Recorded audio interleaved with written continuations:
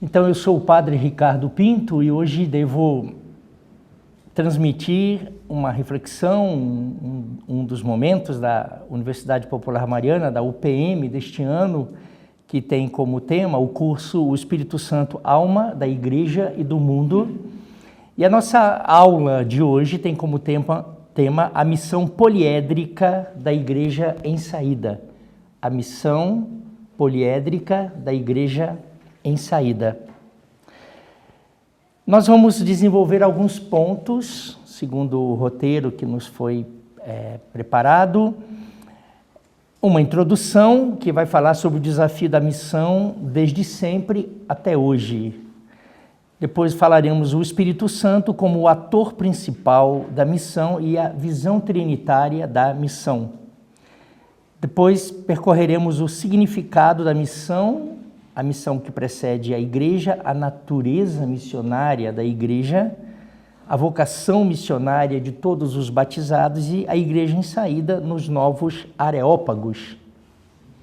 Depois vamos falar sobre o humus missiológico, que é ser antes de agir.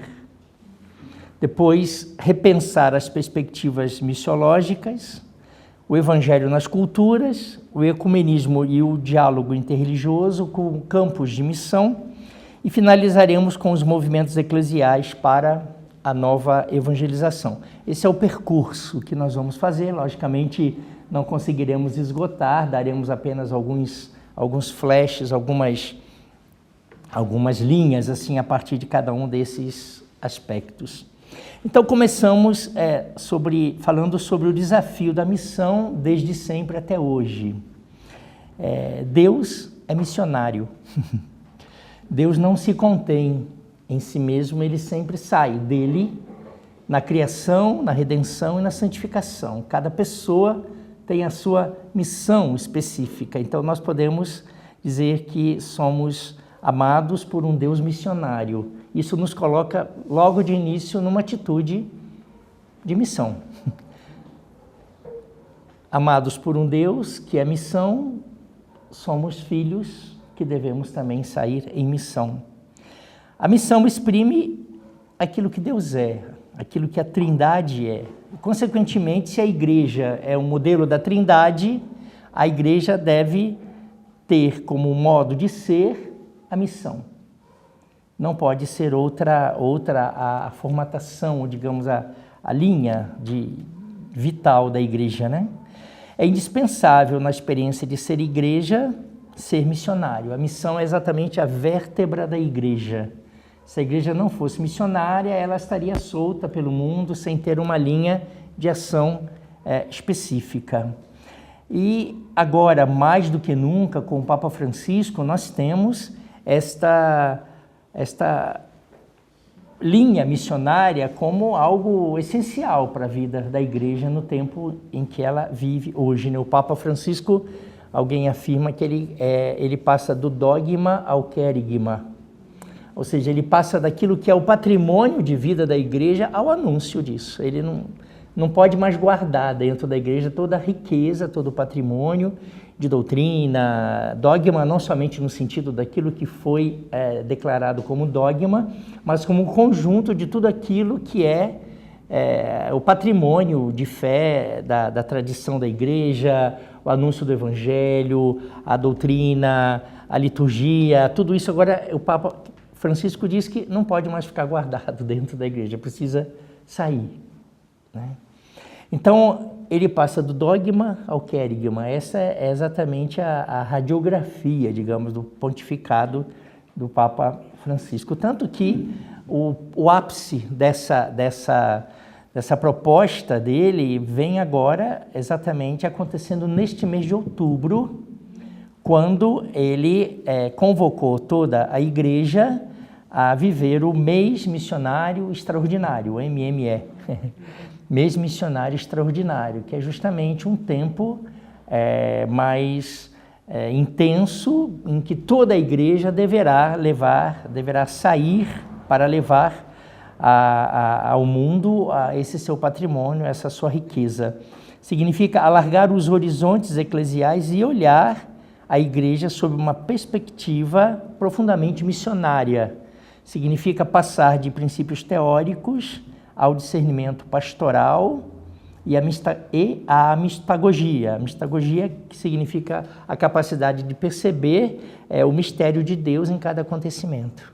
A sensibilidade de perceber Deus presente nos gritos da humanidade. Aqui talvez retomamos um pouquinho aquela visão do Concílio Vaticano II que eu já coloquei na aula anterior, mas que acho que é interessante colocar, porque serve como um cenário através do qual nós poderemos navegar, né? É esta visão de que antes do Concílio Vaticano II, a eclesiologia, ou seja, tudo aquilo que diz respeito ao movimento de relação da Igreja com a humanidade, era desta forma: o Espírito Santo iluminava a Igreja e potencializava a Igreja para que a Igreja pudesse dar respostas às perguntas do mundo. Então era esse movimento: Espírito Santo, Igreja, resposta para o mundo. Esta era a visão antes do concílio.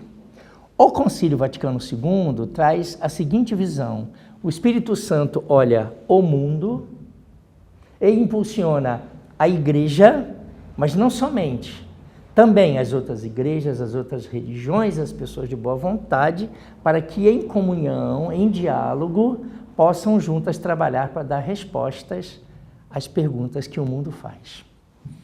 Tem uma diferença, né? Fundamental. Ou seja, a igreja ela sai de uma perspectiva de autorreferencialidade para uma perspectiva de missão. Ela precisa, efetivamente, a partir dos documentos do concílio, seja o que fala especificamente sobre a igreja, que é a Lumen Gentium, mas também os documentos que falam sobre o diálogo ecumênico, o diálogo interreligioso, a Gaudium et Spes, que fala sobre o diálogo com a cultura, nos coloca numa atitude de estar em diálogo ecumênico religioso com a humanidade permanente, comunhão, para que juntos possamos dar respostas para o mundo. Aí nesse perfil do concílio, perfil conciliar, nós nos encontramos muito bem, né?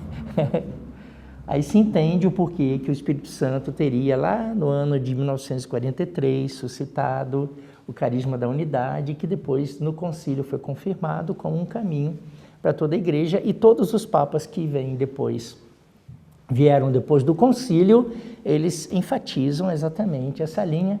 E agora com Francisco nós temos, parece que o concílio saindo às ruas, né? Essa dimensão do diálogo, da comunhão, do ir ao encontro, estar em saída e ao encontro do diferente. Então, é exatamente esse passar de princípios teóricos para um discernimento pastoral nesta linha conciliar, que é uma linha de diálogo, de comunhão, de ir ao encontro do outro. E percebendo o que Deus quer nos pedir, né? Quais são as perguntas que a humanidade está fazendo e que juntos nós podemos ir. Alguém poderia perguntar, mas então a Igreja Católica ela se coloca no mesmo patamar de todas as igrejas? Porque nós somos, então, digamos, todos... Aí tem uma diferença, é que a nós foi dado o primado e foi dado também o princípio... o concílio diz que a igreja ela tem a gênese do reino, porque foi dada à igreja, Jesus, o verbo de Deus encarnado, deu à igreja, ide pelo mundo. Então, isso não nos coloca maiores do que as outras igrejas ou religiões, mas nos torna mais responsáveis.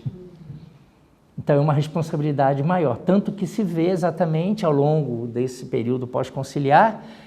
Geralmente, um ano depois que cada Papa assume o pontificado, a primeira coisa que ele vai é buscar a Igreja do Oriente para entrar em diálogo com os patriarcas, depois, e tudo isso que a gente agora em Francisco vê desabrochado de uma forma assim tão intensa e tão bonita, né? Justamente porque é uma responsabilidade maior de nossa parte. Então, não somos melhores, mas temos mais responsabilidade, né? E isso é o diferencial aí, né? Mas depois... No restante, buscamos juntos a santidade, buscamos juntos trabalhar para dar respostas para o mundo, né? Então, nós vamos agora trabalhar duas partes. Uma primeira parte, vamos falar sobre o fundamento da missão, e a segunda parte sobre a missão poliédrica da igreja, né? Então, começamos assim: a igreja é missionária desde sempre, porque Deus é missionário, mas ali, nessa contextualização missionária da Trindade, existe um sujeito inquieto, que é aquele que mexe com todo mundo, para ninguém ficar quieto e todo mundo se sentir impulsionado para a missão. E esse sujeito inquieto é o Espírito Santo, que não deixa ninguém quieto, porque está sempre mexendo, está sempre buscando, né? Então, o Espírito Santo é o ator e o principal protagonista da missão da igreja. A evangelização, apesar da fragilidade humana e dos muitos fracassos, né, que ao longo desses 2000 anos aí de caminhada da igreja, essa evangelização foi bem sucedida graças à potência do Espírito Santo, graças a esse dinamismo que o Espírito propõe à igreja, né? O Espírito, não obstante o percurso da igreja em difíceis páginas da história, o Espírito Santo foi sempre aquele que unificou a igreja inteira na comunhão e no ministério e alimenta os diversos dons hierárquicos e carismáticos, né? Vivificando as instituições eclesiásticas e infundindo no coração dos fiéis o mesmo espírito missionário que impulsionou o próprio Jesus. Isso é o Concílio Vaticano II que diz, né? Quer dizer, o Espírito Santo, ele mexe tanto com a hierarquia quanto com os carismas. A própria hierarquia, se vemos agora toda essa reforma que o Papa Francisco está realizando na Cúria Romana, também se pensa todas as perspectivas que o Papa tem apresentado, por exemplo, aos bispos, aos novos bispos eleitos, né? É sempre nessa linha de uma hierarquia que se deixa mexer pelo Espírito, né? E em relação aos leigos, não vou nem dizer, né? Porque tudo isso que nós vemos, todos esses movimentos, né? Dentro dos movimentos, dentro das comunidades, dentro das paróquias, vai exatamente nessa linha, né? A grande tentação que existe quando se fala de missão, né? Diante desse dinamismo do Espírito, é a gente pensar que a missão se refira somente às atividades relacionadas em nome da igreja em muitos lugares do mundo para anunciar o Evangelho aos povos que desconhecem Cristo. Essa é uma visão muito restrita do que seja a missão, né? É importante destacar que a missão não é somente um trabalho do homem, daquele que vai para outro país, mas é obra de Deus. Então é Deus mesmo que quer chegar a toda a humanidade, né? O Espírito Santo é de fato o protagonista de toda a missão eclesial. A sua obra reluz eminentemente na missão adigentes. Missão adigente quer dizer a missão para as nações. Então o mandato missionário de Cristo no Espírito Santo é sempre válido e permanente, porém se exprime de diversas formas e por isso são diversas formas os mandatos missionários, de acordo com as necessidades que se vão apresentando. Se a gente olhar, por exemplo, nos 4 evangelistas, no evangelista Marcos, ele apresenta a missão como a proclamação, o querigma, ou seja, esse anúncio da boa nova, anúncio da novidade que Jesus traz. Marcos, ele define a missão, aí tem as citações, ele define a missão como um anúncio da boa nova a toda criatura, anúncio de uma novidade, né? Depois, o objetivo de Marcos, é justamente ajudar os leitores, né, desse evangelho a repetir a confissão de Pedro, tu és o Cristo. Então, que as pessoas possam encontrar o Cristo e reconhecer realmente nele o Cristo Senhor. Mateus tem uma acentuação missionária colocada sobre a fundação da igreja e sobre o seu ensinamento. Portanto, no Evangelho de Mateus, o mandato missionário evidencia que a proclamação do Evangelho deve ser integrada com uma catequese específica de ordem eclesial e sacramental. Mateus é mais catequético. Então, evangelizar, anunciar para Mateus significa catequizar, doutrinar, de uma forma assim mais pedagógica, né? De uma forma mais assim estrutural. Lucas já tem uma visão um pouco diferente. É o evangelho que nós estamos estudando este ano, todos os domingos, o evangelho de Lucas, né? A igreja, cada ano A, B e C. O ano A é Mateus, o B é Marcos, o C é Lucas, que é esse aqui. Aí no primeiro domingo do Advento a gente começa o ano de Mateus, que é o ano A, né? Estamos terminando o evangelho de Lucas. E o evangelho de Lucas se traduz bem com aquilo que se repete na oração eucarística 5. Caminhamos na estrada de Jesus. Em Lucas, Jesus está sempre a caminho e convidando a gente para ir com ele para Jerusalém, para morrer junto com ele. O caminho de Jesus e no caminho ele vai encontrando as diversas situações. No domingo passado ele encontrou os leprosos, né? No caminho ele vai encontrando as diversas situações e à medida em que ele vai formando os discípulos, vai nos formando também para que possamos dar o testemunho do seguimento. Então, Lucas é testemunhar o seguimento de Cristo. Agora, João, o evangelista João, né, que é o evangelho que se aplica mais ao tempo pascal, por ser o evangelho mais completo, ele fala explicitamente da palavra mandato, equivalente à missão, relacionada diretamente com a missão que Jesus recebeu do Pai, que confia aos discípulos. Como o Pai me enviou, também eu vos envio. Então, em João, a visão missionária ela é muito direta, ela é muito objetiva. Como o Pai me enviou, o Pai enviou Jesus, Jesus então envia a gente. Então, esse movimento. Portanto, nesses 4 evangelhos, a gente percebe que, só por esses evangelhos, a gente percebe que o perfil do missionário, ele pode adquirir vários aspectos, né? No sentido que não é que a missão tem uma linha única, que seria somente ir no outro povo, ensinar o evangelho, mas a partir daqui a gente percebe que o próprio evangelho nos dá uma abertura para entender a missão de uma forma muito mais ampla, né?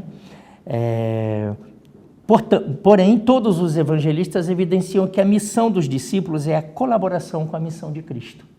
Então, por que fazer isso? Para que a missão de Cristo possa continuar através de nós, ou seja, sermos estes outros Cristo que hoje no mundo, né, testemunham e anunciam e estão a caminho e se sentem enviados como Jesus foi enviado pelo Pai. A missão, portanto, não se alicerça sobre capacidades humanas, mas sobre a potência do ressuscitado.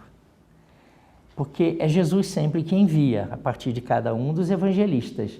Então, a força não é de quem vai fazer ou de quem vai realizar, mas a força é daquele que nos chama e que permite que depois esta ação do Espírito Santo possa continuar vivificando a missão da igreja, mesmo se depois cada um de nós é chamado com as próprias potencialidades.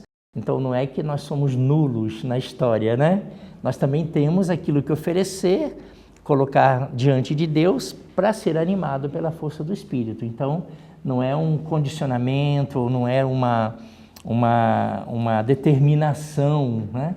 Mas é uma experiência sempre, né? Mas o que é missão?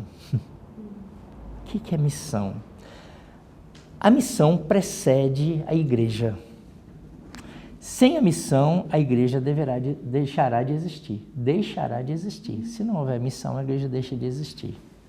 A missão não é um complemento à vida da igreja, constitui a sua própria essência. Se não houver missão, a igreja se torna introvertida, autorreferencial e eclesiocêntrica, uma comunidade reservada a poucos. De fato, sem a missão, ela se torna um grupo exclusivo e não uma comunidade inclusiva do povo de Deus que abraça toda a humanidade. Interessante, né? De fato, se a gente não sai, se não houver essa atitude, que é uma atitude que vem da Trindade, que depois Jesus assume e na ação do Espírito nos coloca nessa mesma atitude, quer dizer, então a missão precede a igreja. Se não houver missão, a igreja acaba, porque ela se fecha, né? E a natureza missionária da igreja, ela exatamente vem dessa, como eu dizia, dessa visão trinitária, da Trindade, que por si mesma é missionária. Todo mundo sai, né? Todo mundo sai. Disse que aconteceu que o Pai criou a humanidade, Jesus veio, redimiu a humanidade e voltou para o Pai, né? E depois, a um certo ponto, quando chegava ali depois da ressurreição de Jesus, depois da ascensão aos céus, todo mundo ficou meio desanimado, meio triste, né? Como é que nós vamos fazer agora? E aí fizeram uma assembleia lá no Paraíso, né, com a Santíssima Trindade, para ver como que iam resolver essa situação, né? Aí reuniu o Pai, o Filho e o Espírito Santo, né? Então, todo mundo, como é que nós vamos fazer agora? O Pai já disse, não, eu já criei tudo, na harmonia e tudo, né? Depois o Cristo, Jesus falou, não, eu também já fui, já amei até o fim, já redimi a humanidade. Então os dois olharam para o Espírito Santo e disseram, agora é sua vez, né? Então por isso que o Espírito Santo veio no Pentecostes justamente para revitalizar toda essa dimensão missionária, porque os dois, o Pai e o Filho, missionários, agora enviam o Espírito como sujeito, o protagonista, o animador da missão. Então, o ser da igreja, o ser, não agir, o ser da igreja é missão. Isso é o constitutivo mais fundamental, mais essencial. A igreja existe na missão e para a missão. A identidade fundamental da igreja, isto é, do povo de Deus, consiste na consciência da sua missão enraizada na missão trinitária. Essa missão da igreja, a sua referência, quer dizer, a carteira de identidade da igreja foi carimbada na Trindade.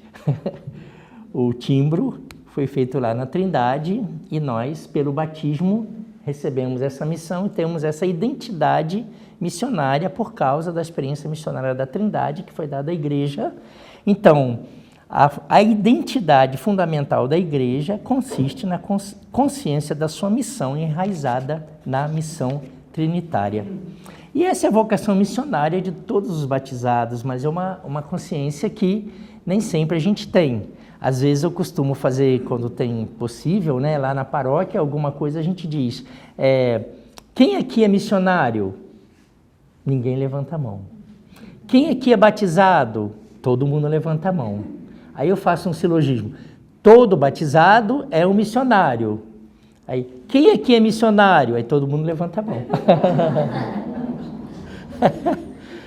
Porque ao longo do tempo houve uma desassociação da condição de batizado, segundo aquele batizado que é em nome da Trindade, do Pai, do Filho e do Espírito Santo, e assume essa vocação de ir no mundo levando esta vida, né? Portanto, a vocação missionária é de todos os batizados. O mandato missionário não é reservado a determinadas pessoas, exclusivamente às ordens religiosas, à vida consagrada e apostólica, como ao longo do tempo parece ter ficado condicionado a essas estruturas, né? A estas instituições, embora tenham sido protagonistas de missões ao longo da história da igreja. A gente sabe, né? Nossa América Latina toda foi evangelizada por missionários que vieram, né? Todos os batizados são chamados a anunciar o Evangelho, que é Cristo ressuscitado, com o próprio testemunho e com a ação missionária, isto é, com a própria vida e com as obras. Ou seja, a vida de cada batizado já é uma missão, deveria ser uma missão, né? Agora a gente fala, a igreja em saída e os novos areópagos, porque agora a gente começa a entrar naquilo que nós estamos vivendo hoje, né? O que é o areópago? O areópago é aquele espaço, né? Que Paulo encontrou lá em Atenas, né? O lugar onde todos os deuses tinham o seu espaço para serem apresentados, né? O Areópago, naquela época, representava o centro da cultura do qualificado povo ateniense. Então é o lugar onde cada um, e Paulo viu lá que tinha um altar dedicado ao Deus desconhecido, né? Então ele falou, opa, vou aproveitar, né? Vou aproveitar, já que eles não conhecem, eu conheço, vou dizer, olha, o Deus que está aqui desconhecido, que vocês não conhecem, é o Deus de Jesus Cristo, que enviou Jesus Cristo, que morreu por nós, fez toda aquela pregação, só que ninguém escutou, né? Ninguém quis conversa, ninguém quis entrar em diálogo com Paulo, né? Mas ele fez o anúncio. Então, esses novos areópagos são aqueles que hoje se apresentam para nós, batizados, missionários, para além da geografia, para além dos espaços, né? Os contextos missionários hoje, não somente aqueles geográficos, mas também com os desafios do nosso tempo. Todas as questões, por exemplo, do engajamento pela paz, o desenvolvimento e a libertação dos povos, os direitos da pessoa humana, das minorias, a defesa da mulher e da criança, a preservação da natureza, todos os setores que devem ser iluminados pela luz do Evangelho, ou seja, tudo aquilo que faz parte daquelas perguntas que a humanidade está fazendo a quem acredita. Todas aquelas perguntas que a humanidade faz à igreja, às igrejas, às outras religiões. Esses são os areópagos de hoje, onde nós somos chamados, lugares, espaços, né? Sociológicos, teológicos, e com todas as suas características, né? Humanas, sociais, econômicas, políticas, artísticas, culturais, e por onde nós somos chamados a... Então, aquela visão de missão ligada a um espaço geográfico, ela se amplia agora com esses novos areópagos, esses novos espaços onde nós podemos anunciar o Deus desconhecido, como Paulo tentou fazer lá em Atenas, né? Então, esse é o grande desafio de hoje, esse vastíssimo areópago, né? Que se apresenta na nossa frente, com a cultura na qual estamos imersos, né? Ali é onde que é o campo da missão hoje. Não tem como mais definir que ser missionário significa ir para o outro. Também, mas não somente. É muito mais amplo, né? A segunda parte é exatamente isso, refletir sobre o que significa para nós a missão no atual contexto do mundo global.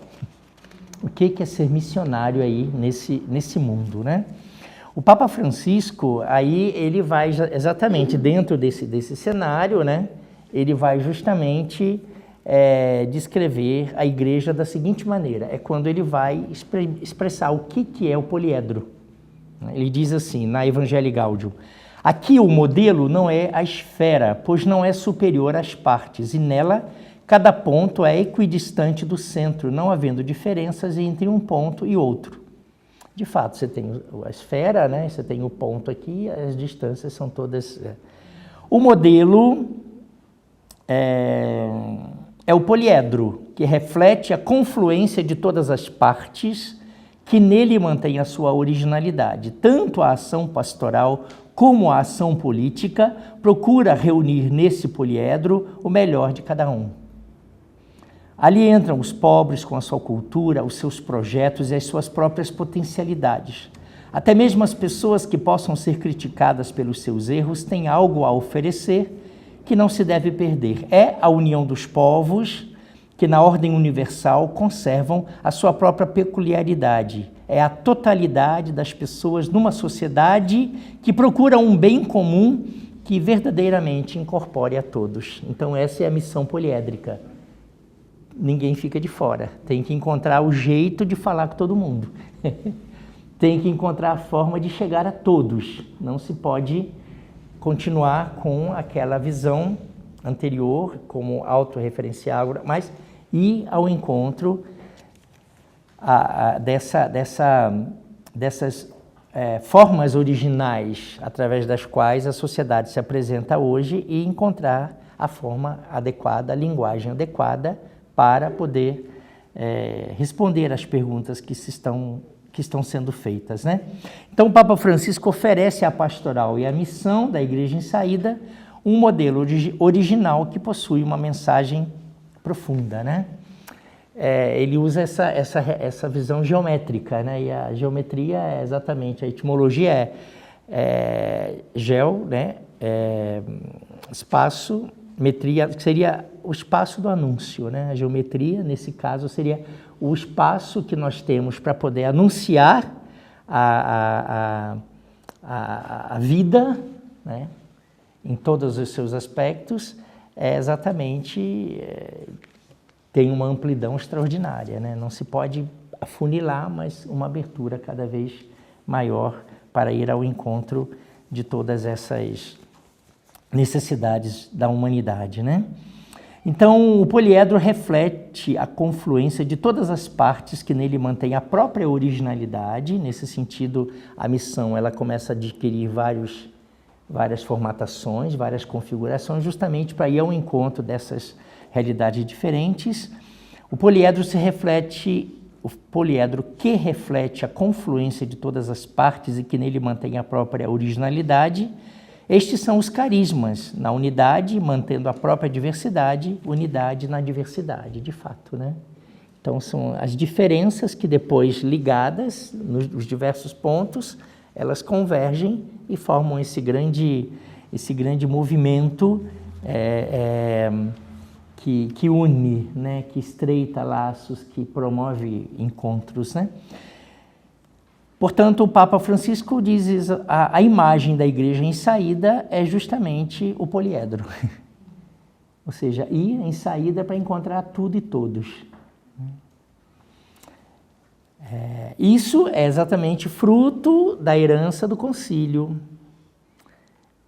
O cardeal Bergoglio, ele quando ainda em cardeal arcebispo de Buenos Aires, ele falava sobre o realismo histórico. Realismo histórico significa realmente você ir ao encontro daquilo que é a realidade hoje, interpretar a realidade hoje, ir ao encontro e buscar para dar respostas, né? A palavra de Deus manifesta constantemente este dinamismo da saída que Deus quer suscitar nos fiéis. Olha que interessante isso aqui. Atualmente, o ide de Jesus, ide pelo mundo. Atualmente, o ide de Jesus, no ide de Jesus, estão presentes os cenários e os desafios sempre atuais e todos somos chamados a essa nova saída missionária. O ide hoje é para ir para todo canto, para todas as necessidades, para todas as interpelações, para todas as inconsistências humano-sociais, culturais, políticas, né? Isso. Depois tem um missiólogo da Igreja Reformada da África do Sul que ele diz uma coisa muito interessante. Ele diz assim: existe um multiverso de missiologia no universo da missão. Repito. Existe um multiverso de missiologia no universo da missão. Ou seja, tem trabalho para todo mundo. Ou seja, todo mundo terá alguma coisa a colocar a serviço. Todo mundo terá uma interpelação na alma latente para poder dar resposta, corresponder, né? Portanto, aqui a gente passa por um outro ponto. Tá, chegamos a esse ponto, ok? Mas aqui esse ponto que vem agora, o humus missiológico, é ser antes de agir. Quer dizer, você pode ir ao encontro desses diversos pontos interligados no poliedro, mas precisa ser antes de fazer, né? O humus, nós sabemos, né, é aquilo que se coloca no pé da planta para ela poder crescer, né, para ela poder florescer. Então, a missão é um horizonte existencial que permeia toda a igreja como um vento suave que dá a cada elemento. A missão poliédrica evidencia a missão enquanto ser antes de agir, o que significa ser cristãos autênticos, testemunhas de Cristo antes de realizar a atividade missionária. Porque, de fato, se você chega num desses pontos do poliedro para procurar dar resposta, mas se não tem a experiência profunda daquele que envia, Então pode ser que se faça tanta coisa, mas que depois não se alcance, não se tenha fecundidade, a fecundidade que se espera, né, ali. Então, no passado a missão significava partir para a conquista, colonizar, salvar, transplantar, plantar, né, como a gente vê um pouco a realidade na qual, né, muitos países, na América Latina, na África, na Ásia, né, como aconteceu. A missão poliédrica, ela evidencia os vários modos de ser uma igreja em saída, usando uma linguagem que ultrapassa a dimensão geográfica, que é amar, viver, encontrar, desenvolver, fermentar, semear e transformar. É muito mais vital do que propriamente estratégias que se possam estabelecer para chegar naquele povo, fazer assim, assim, chegar naquela comunidade, fazer assim, assim, e depois, sem a vida, né? Como base, né? Então, o ser é a chave interpretativa da missão. Para fazer missão precisa ser primeiro, né? O ser, como chave interpretativa, se concentra na harmonia entre a vida e o pensamento, do testemunhar a ação, da palavra e da prática. A missão foi sempre interpretada como perspectiva geográfica. Agora, a mudança é exatamente essa, que a missão poliédrica propõe uma teologia da missão, ou seja, uma experiência de Deus antes de querer levá-lo a alguém. Não que anteriormente não se tinha isso, mas é que o Espírito Santo também, através do concílio, através dessas exigências de diálogo, de comunhão, de percepção das diferenças às quais nós somos chamados a responder, então exige de nós uma postura mais amadurecida, mais consistente, para podermos também saber dialogar, entender o outro, conhecer o diferente, respeitar, enculturar-se, tudo aquilo que nós conhecemos, né? Então, a missão tipicamente existencial, compreendida como praxe evangélica, tendo em vista como fronteira, não os limites geográficos, mas a humanidade. Então, não é que se pensa, se vai a um lugar, se vai fazer um trabalho numa determinada comunidade, você vai ali para quê? Não, vai ali para encontrar a humanidade, com as suas dores, com as suas alegrias, né? É interessante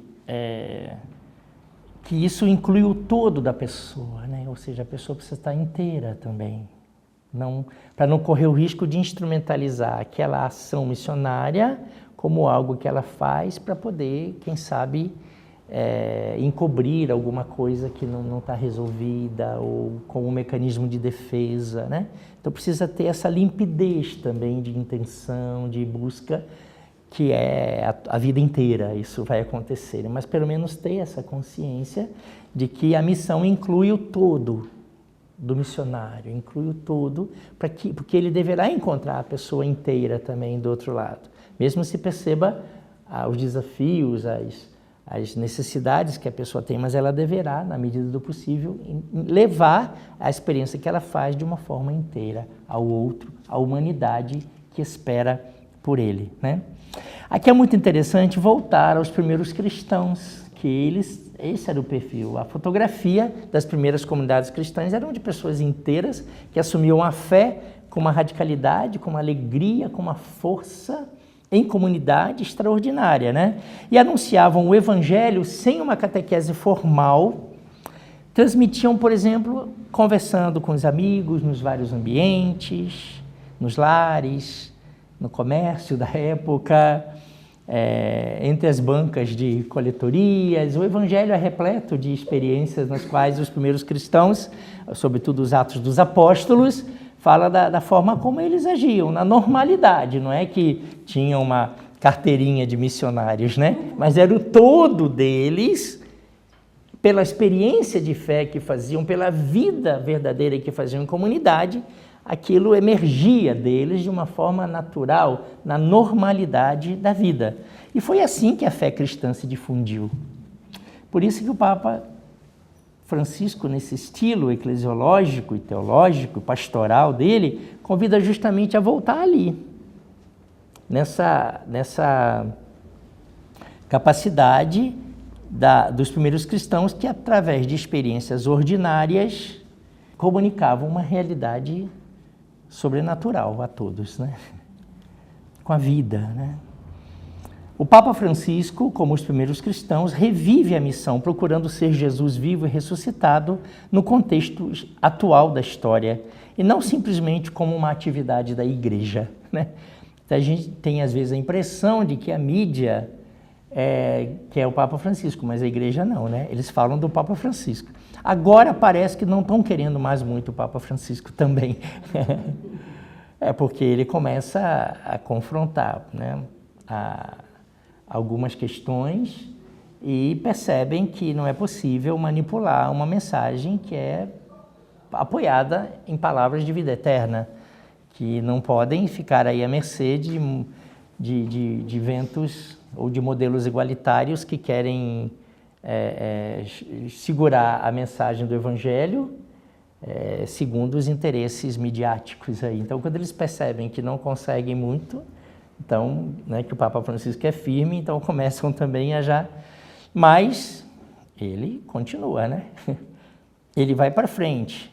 Então, a missão poliédrica, ela nos leva a descobrir uma teologia diferente da missão. Não se trata da conquista dos pagãos para Cristo, não significa de semear atividades missionárias, mas de uma renovação da missão, cuja origem e síntese é Cristo ressuscitado, que olha e abraça o mundo com o mesmo amor do Pai e ama o mundo que é amado pelo Pai. Ou seja, essa capacidade de amar com a vida inteira, ali onde nós estamos, naquele ponto do poliedro, onde nós estamos vivendo, trabalhando, tendo essa... Pode-se afirmar que a missão poliédrica da Igreja em Saída nos recorda que o missionário por excelência é sempre Jesus ressuscitado. Onde ele está presente, ali está a missão e ali está presente a Igreja. Cada igreja local onde o ressuscitado está presente, ela é missionária porque ao mesmo tempo envia e recebe. A igreja encontra atualmente a própria fecundidade evangélica na medida em que, enraizada em Jesus ressuscitado, alcança novos areópagos modernos do nosso tempo. Então, a fecundidade da igreja, ela é medida enquanto estamos enraizados, ela como igreja, cada um de nós enraizado em Jesus ressuscitado, e estamos alcançando esses novos areópagos, né? Avançando para outras realidades, não somente aquelas eclesiais. Mas bonito isso aqui, né? Descobrir uma teologia diferente da missão. Não se trata da conquista dos pagãos, nem de semear, mas de uma renovação da missão, cuja origem e síntese é Cristo ressuscitado, que olha e abraça o mundo com o mesmo amor do Pai, né? Ter essa visão, né? Então, e a igreja que encontra a sua fecundidade evangélica à medida que está enraizada em Cristo e que alcança esses novos areópagos. O Papa Bento XVI, quando ele abriu a Conferência de Aparecida, ele disse uma coisa muito interessante. Ele diz: a igreja não cresce por proselitismo, mas por atração. Essa frase tem sido muito repetida, alguns bispos até repetem bastante. A igreja não cresce por proselitismo, mas por atração. Ou seja, o modo de viver deverá atrair sempre mais as pessoas. Por isso que, diante desses novos areópagos, desses desafios, dessas perguntas, a missão poliédrica da igreja desafia, questiona, desinstala, provoca, reinventa, onde o Espírito Santo é princípio da criatividade divina nas atuais situações missionárias. E se deixar o Espírito provocar essas novas respostas para essas novas perguntas que estão sendo feitas, né? Sobre a atual situação da missão, se pode dizer que missão significa a capacidade de perceber os atuais campos de missão remodelados por meio das Escrituras. Portanto, é Jesus realidade viva e dinâmica que inspira e incentiva a igreja em saída. Ele mesmo que está querendo chegar a todos esses lugares, né? Partir do modelo poliédrico da missão significa consentir um horizonte mais amplo, enraizado em contextos específicos da cultura, das religiões, das condições sociais, para fazer emergir a natureza da missiologia de uma forma muito policêntrica, evidenciando que a missão do século XXI é dirigida a todos em todas as partes, não somente a um grupo isolado específico, mas essa abertura para com todos, né? O cristianismo é a única religião no mundo que não tem um centro geográfico ou uma maioria ética. O cristianismo mundial convalida o cristianismo para além de um cristianismo unicamente ocidental. Se existe um verdadeiro Deus, tem sentido que seja um Deus global, um Deus que tem olhar sobre toda a humanidade, né? O Papa Francisco, ele falou assim no encontro com um pastor evangélico em 2014, nós estamos na época da globalização e pensamos no que é a globalização e no que seria a unidade da igreja, talvez uma esfera na qual todos os pontos são equidistantes do centro, todos iguais? Não. Essa é uma uniformidade. E o Espírito Santo não faz uma uniformidade. Que figura podemos encontrar? Pensemos no poliedro. O poliedro é uma unidade, mas com todas as partes diferentes. Cada uma tem a sua peculiaridade, o seu carisma. Esta é a unidade na diversidade. Papa Francisco dizendo, né? Então, caminhando já um pouco para o final, a missão não significa somente conquistar para Cristo, nem mesmo a conversão para Cristo, é fundamentalmente um encontro com Cristo pessoal e coletivamente, em especial no necessitado, no marginalizado ou no descartado e no desamparado, né? E o Papa Francisco, ele dá como linha para esse percurso aí a missiologia do encontro, ou seja, o que ele chama de cultura do encontro, que é exatamente esse encontro com cada pessoa, com a sua realidade, e a partir dali deixar que o Espírito faça nascer, a partir daquilo que a pessoa traz como questionamento, como necessidade, fazer nascer uma ação, uma atividade, uma acolhida, um trabalho, assim, né? Portanto, é desafiador e é também provoca, né? Provoca também, né? Depois, nas culturas, se tem que pensar que o mistério total de Cristo no seu evento pascal nos faz estarmos abertos à salvação integral do homem e do mundo. Então, a cultura significa um caminho também através do qual podemos desenvolver tantas atividades e tanto trabalho. O movimento dialógico de uma transformação dentro das culturas, respeitando as suas legítimas identidades, ao mesmo tempo um enraizamento progressivo da fé cristã em um determinado contexto. Ou seja, você vive, depois anuncia, e depois o cristianismo vai se enraizando. Nós temos tantas experiências, e se pensa, por exemplo, em Fontaine, né? Quando ali no início se fez aquela experiência de passar um período sem falar, né? Para que depois se pudesse começar a dizer alguma coisa. Primeiro ser, para depois falar. Esse é o foco da missão, né? Não significa também, como igreja, ser missionário, assumir essa dimensão poliédrica da missão para nada. Não, o foco é ajudar as pessoas a criarem raízes no cristianismo, mas não no sentido do proselitismo ou do estatístico, mas da vida, né? Da vida, levar as pessoas a fazerem essa experiência também. Depois isso, no diálogo com as religiões, exatamente significa abrir-se a um relacionamento significativo de reciprocidade, solidariedade, tolerância e generosidade em prol do bem da humanidade, objetivando o mundo unido de paz, justiça e o desenvolvimento humano integral a serviço de todos. Logicamente, aí se abre ainda mais o horizonte com as religiões, né? Papa Francisco é bastante simples quando evidencia que não há alternativa. Ou construiremos juntos o futuro ou não haverá futuro. No sentido que é preciso que as religiões se encontrem para garantir o futuro, né? Percorrendo itinerários de esperança, né, de paz. Depois também no ecumenismo, aqui se evidencia também essa missão poliédrica, não somente no ecumenismo de um diálogo teológico, mas num diálogo também solidário, na relação com as pessoas que estão fazendo a experiência da imigração, todos os povos que estão saindo das suas terras. Então, esse ecumenismo no sentido da cultura, né?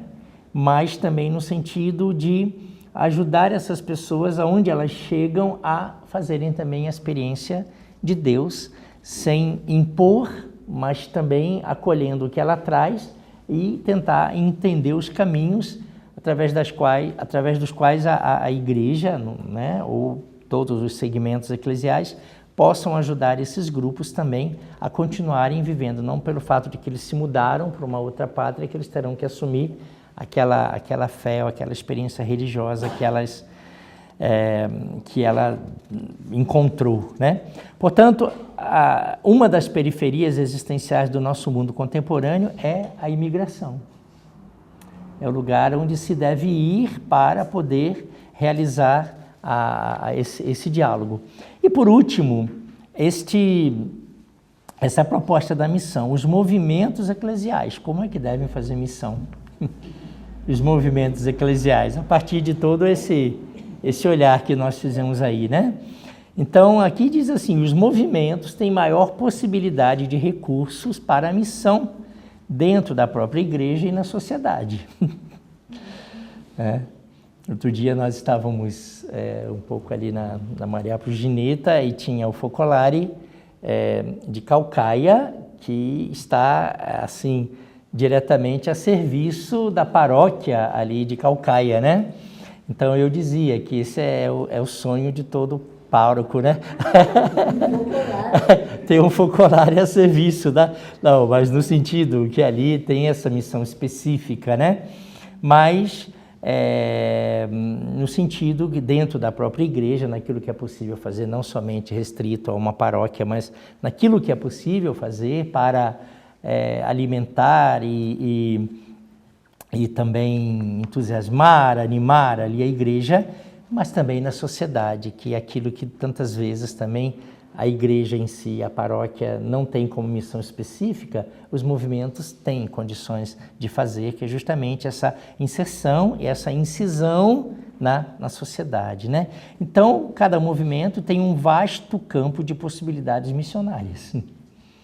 Dentro de tudo isso que nós refletimos até agora, vale a pena, né, colocar os próprios carismas e a capacidade a serviço da missão na atuação desta igreja em saída. A missão tem uma igreja. No aspecto daquilo que estamos refletindo dentro desse curso, né, que é o Espírito Santo, alma da igreja, então a missão tem uma igreja. A igreja de Jesus Cristo é destinada a toda a humanidade. Os desafios do mundo global poderiam nos oprimir e levar-nos a perguntar para onde vai a nossa missão? Por que fazer missão? Adianta fazer missão? O importante é começar internamente pelas nossas comunidades e consentir a Jesus Cristo em nós e entre nós ir ao encontro da humanidade hoje. Ou seja, ter esta percepção, né, global, aberta a todos os anseios, a todas as necessidades e com Jesus em nós e entre nós, irmos ao encontro dessas necessidades, né?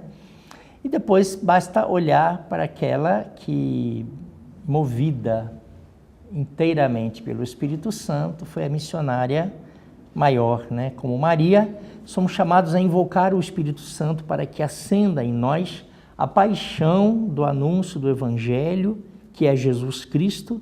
Somente quando Cristo vive dentro de nós e entre nós podemos nos tornar realmente missionários para o nosso mundo global. Então, em síntese, é um convite a uma experiência ainda mais íntima, mais profunda, com Jesus dentro, que depois se exprime com Jesus entre nós, para poder levar essa experiência nesta realidade poliédrica aí da humanidade hoje, que nos pede resposta, que nos espera, quem sabe, com tanta sede, né? Do Evangelho, de tudo aquilo que a Trindade nos faz experimentar, né? Então, agradeço a vocês pela atenção, obrigado também a você que ouve esta aula aí onde você está. Depois somos todos uma família e queremos ser sempre mais esta igreja em saída, movida pelo Espírito, indo ao encontro de todas as realidades que esperam por nós. Obrigado!